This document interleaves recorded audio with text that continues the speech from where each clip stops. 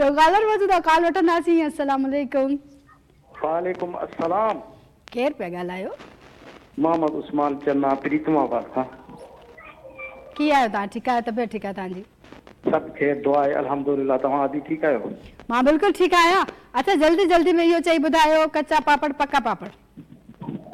कच्चा पापड़ पक्का पापड़, कच्चा पापड़ पक्का पापड़, कच्चा पापड़ पक्का पापड़, कच्चा पापड़ पक्का पापड़, कच्चा पापड़ पक्का पापड़। ठीक है बस ना त ईअं कीअं 20 दफ़ा चवणो आहे? 20 दफ़ा? हाँ। कच्चा पापड़ पक्का पापड़, कच्चा पापड़ पक्का पापड़, कच्चा पापड़ पक्का पापड़, कच्चा पापड़ पक्का पापड़, कच्चा पापड़ पक्का पापड़, कच्चा पापड़ पक्का पापड़, कच्चा पापड़ पक्का पापड़, कच्चा पापड़ पक्का पापड़, कच्चा पापड़ पक्का पापड़। अच्छा पापड़ पची विया त कच्चा आहिनि अञा? पापड़ हाणे त पची विया हूंदा, एतिरी देरि थी वई। अच्छा ठीकु आहे, कुझु ॿुधाईंदो? हाँ तव्हांजो शो ज़बरदस्त आहे, इंतज़ारु कंदा आहियूं। 3 ॾींहंनि खां पोइ तव्हां आया आहियो। वरी ॿीहर तारीफ़ कयो, असगर न ॿुधी, ॿीहर कयो। न तव्हांजो शो तमामु बहितरीन आहे, A1 आहे, फर्स्ट क्लास आहे। ॾिसो अञा पगार न तो उतराए मुंहिंजी। न हाणे त वधंदी तव्हांजी पगार। अदी तव्हां ज़बरदस्त प्रोग्राम पेश कयो था। Thank you so much, thank you so much. कुझु ॿुधाईंदो तव्हां असांखे?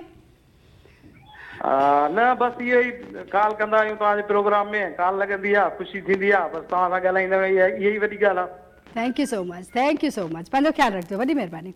ऐं सुठी ॻाल्हि आहे तव्हांजे जेके बि तव्हां मूंखे कॉल कयो था, मज़ाक मस्ती कयो था। जीअं मिसाल तौरु असांजो को बि टॉपिक आहे ऐं मूंखे ॾाढो सुठो लॻो त स्टार्ट कॉलर जेको असांजो अदा हुयो उन मूंखे जेको आहे ॿुधायो त तव्हां टॉपिक ई रखो ऐं उन ते जेके बि असांजा कॉलर आहिनि उहे थोरो मस्ती मज़ाक कंदा, मस्ती मज़ाक कंदा कयो। छो त असांजी जेकी मसरूफ़ ज़िंदगी आहे उन मां थोरी देरि सां हर इंसान खे जेकी बि तव्हां पुछो, हर इंसान ॾुखायल आहे। कंहिं न कंहिंखे को न को ॾुख ज़रूरु आहे, कंहिं न कंहिं तकलीफ़ खां ज़रूरु गुज़री रहियो आहे। सो हींअर मां ॻाल्हि कयां पई त फ़याज़ चए थो हा हा, मतिलबु हर इंसान खे कुझु न कुझु